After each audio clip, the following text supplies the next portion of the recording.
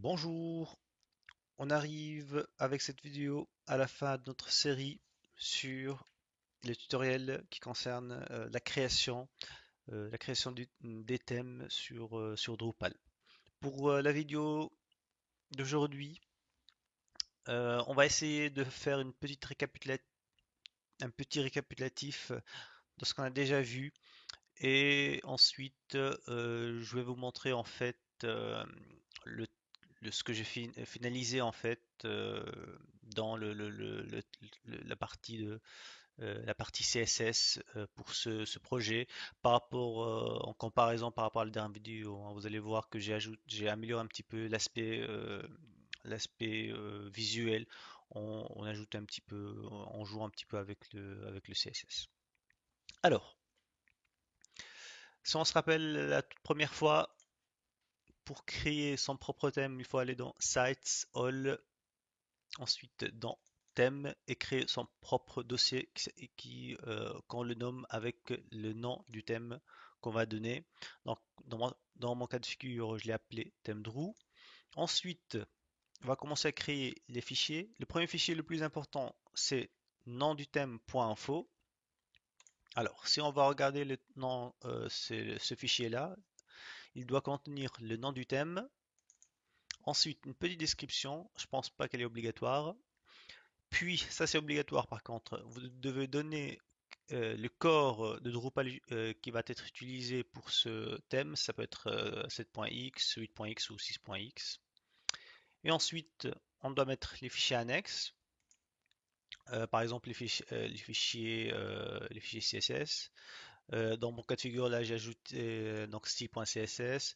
J'ai ajouté également, pour la vidéo d'aujourd'hui, j'ai ajouté la librairie Font Awesome. Vous allez voir pourquoi. Et aussi, comme fichier annexe, vous pouvez donner un logo à votre thème. Il suffit de faire screenshot égale le nom de votre fichier. Ensuite, dans votre fichier .info, vous devez ensuite créer les régions qui vont constituer votre thème.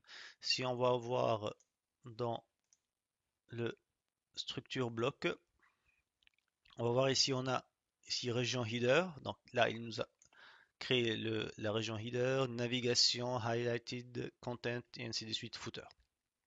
Donc c'est là où vous allez en fait donner vos informations.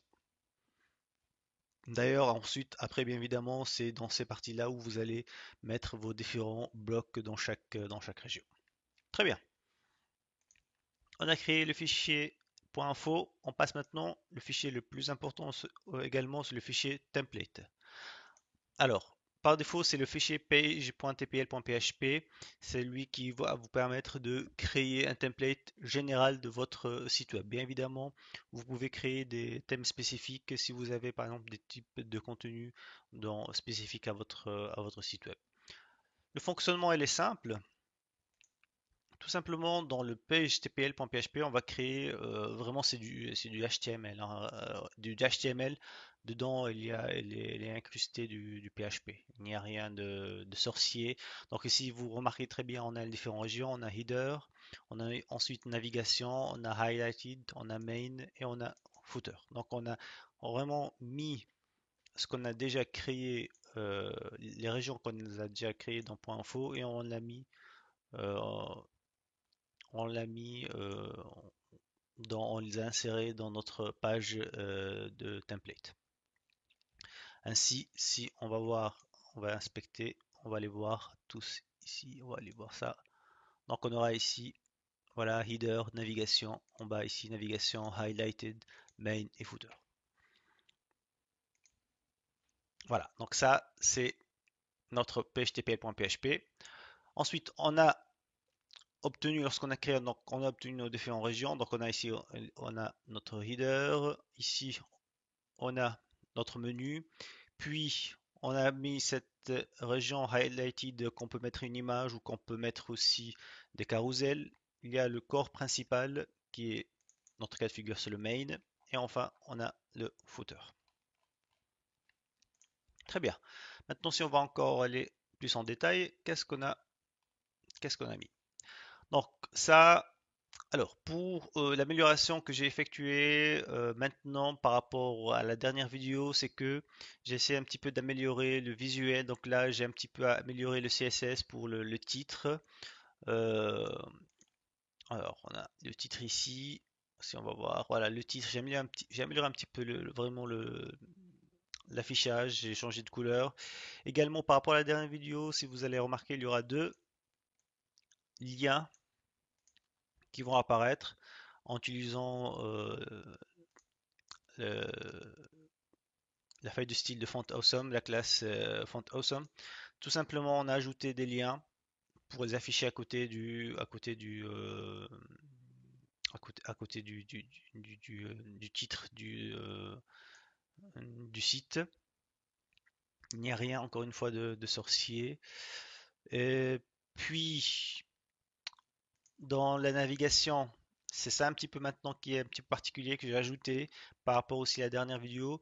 C'est que ici, j'ai ajouté d'une manière, on va dire, non, pas statique, c'est dynamique, mais on va dire c'est par exemple cette manière de faire pour ajouter les menus n'est pas très bien parce que on va ajouter uniquement, il n'y aura pas les arborescences des sous-menus. Donc c'est pas très bien fait. Mon objectif à moi, c'est plutôt de voir comment on peut afficher un menu dans le div navigation. Bien évidemment, plus tard, vous pouvez désactiver directement ce menu-là. D'ailleurs, en fait, je me rappelle pas. Je pense ce code, je pense je l'ai copié peut-être depuis le thème. Alors, depuis le thème Zen, mais en tout cas, on va dire c'est le b.a-ba. C'est le b.a-ba pour créer un menu sur Drupal, hein. C'est simple, il faut faire print thème. Ensuite, vous devez donner des attributs à votre une classe, attributs à votre menu. Et puis voilà, en fait, il n'y a rien en fait de particulier pour créer un menu. Pour moi, sincèrement, je vous encourage plutôt à utiliser des modules. Il y a beaucoup de modules qui existent déjà, genre des, euh, le TB Mega Menu, il y a les menus par exemple Nice Menu aussi. Ce sont des modules intéressants qui vous n'êtes pas obligé d'utiliser des menus comme celui-là. De toute façon, par défaut, vous pouvez les désactiver. Donc ça, en fait, ce sont les menus par défaut que vous pouvez trouver dans n'importe quel thème, au cas où. Par défaut, vous n'avez pas obligé de les garder. Voilà. Donc ça, c'était pour les menus. Ensuite, highlight, il n'y a rien de particulier. Ah oui, quelque chose de très très important maintenant, puisque je me suis rappelé. Il est très important, si vous voulez que le contenu de chaque bloc soit affiché dans votre région, il faut faire donc cette fonction-là. Je vais faire un print affiché. Donc là, vous devez faire, oups, alors non, ça c'est beaucoup. Il faut faire PHP print render page et le nom de la région créé dans votre fichier tout à l'heure highlighted. Donc print render page highlighted. Il est important de faire ça, sinon aucun bloc ne va s'afficher dans ces différentes régions. Très bien. Pour le main, j'ai rien changé pour le main, c'est resté la même chose. Également pour le footer. Voilà, donc la seule différence par rapport à la dernière vidéo, c'est que j'ai ajouté ces deux liens en haut et également j'ai ajouté ce menu euh, que par défaut, pour faire un thème sur Drupal, il faut avoir en fait ce genre de thème et après vous pouvez les modifier en ajoutant des modules et en mettant directement votre bloc de menu dans la région correspondante. Voilà, quoi d'autre? Pour le CSS, donc bon, il n'y a pas donc le header, donc voilà, j'ai ajouté un petit peu, j'ai changé de couleur. Site name, oui. il y a ici une particularité par exemple. Donc ça c'est une. Donc là vous voyez la taille. Donc j'ai mis une taille de 600 pixels. Donc là si je montre ça, il y a deux blocs. J'ai créé deux blocs à cause d'un choix que j'ai fait au début. Alors voilà. Il y a deux blocs, si vous le constatez, il y a un bloc qui s'appelle userlink et un bloc avec sitename. Euh, et chaque bloc, je lui ai donné une taille fixe. Donc vous voyez ici, il a une taille de 600 pixels, celui-là, il a une taille de 210. Si on veut quelque chose de parfait, on ne doit pas faire ce genre de solution. Maintenant, de plus en plus, on n'utilise que du responsive, donc ça aurait été beaucoup mieux d'utiliser quelque chose avec les colonnes, avec les widths par pourcentage. Comme ça, on a quelque chose de beaucoup plus compatible avec tout ce qui est appareil mobile. Pour moi, c'était le choix que j'ai fait d'utiliser un layout fixe par rapport à un layout responsive. C'est tout simplement pour des raisons entre guillemets pédagogiques. Je voulais que ce soit quelque chose de simple pour que ce soit plus lisible à ceux qui vont apprendre pour la première fois comment utiliser les thèmes. Donc voilà, donc ça, ce layout là que j'ai choisi, c'est un layout fixe et pas un layout responsive. C'est pour cela que vous voyez ces widths qui sont fixes et pas proportionnels. Ensuite, donc pour userlink, donc là j'ai mis en ligne en fait les liens pour que ce soit l'affichage sur une seule ligne et pas sur deux lignes. Euh, oui, il n'y a rien de particulier dans les CSS. Je suis en train de voir s'il y a quelque chose de particulier. Non. Voilà. Oui. Donc là, en fait, voilà les couleurs. J'ai essayé par rapport à la dernière fois. Donc vous allez voir par rapport à la dernière vidéo, le vrai changement ici, c'était les couleurs. J'ai mis un background pour les couleurs. Également aussi, j'ai changé un petit peu la façon d'afficher la soumission, la personne qui a soumis.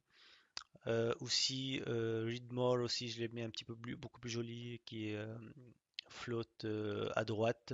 J'ai enlevé aussi le titre, la langue du contenu, parce que ça n'a aucun intérêt d'afficher une langue dans la page d'accueil. Quoi d'autre? Donc voilà, principalement c'est ça. Donc comme j'ai dit, l'objectif pour moi c'était vraiment oui, là aussi, donc là c'est la pagination aussi, j'améliore un petit peu la pagination. De toute façon, je vais essayer de mettre, je vais voir comment je peux mettre en ligne en fait le code source comme ça. Vous pouvez utiliser directement aussi le thème, vous pouvez aussi changer des choses, modifier tout ce que vous voulez avec. Je regarde s'il y a quelque chose. Non, je pense, voilà. Donc grosso modo, c'est ça, le thème, c'est vraiment facile, simple, c'est pas compliqué. Il y a deux, trois choses de base qu'il faut le faire, puis après, vous pouvez tranquillement ajouter vos propres modules, les adapter à votre propre thème. Et c'est pas, comment on dit, c'est pas sorcier. Voilà, j'espère que j'ai pu, d'une manière ou d'une autre, vous donner une idée sur comment créer son propre thème.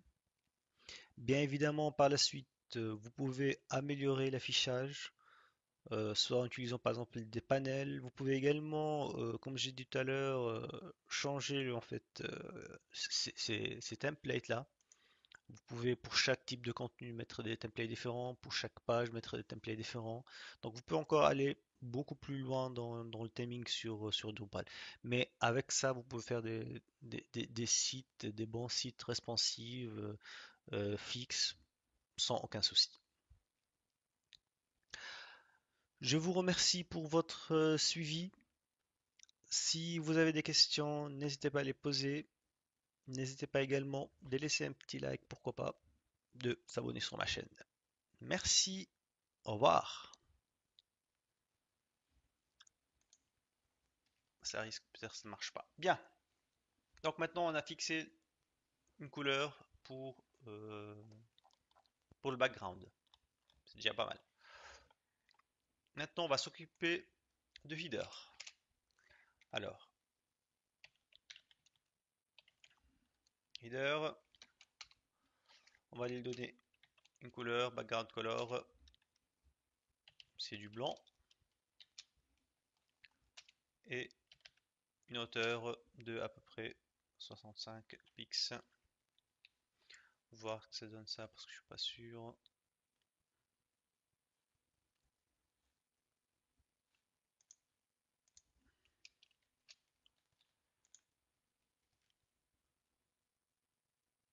Alors, ça n'a pas changé. Si on va voir header, qu'est-ce qui se passe? Ah oui, il y a un problème, ça n'a pas marché comme ça, header. Très bien. Donc on a ici déjà le header. Maintenant, on va passer à notre menu de navigation.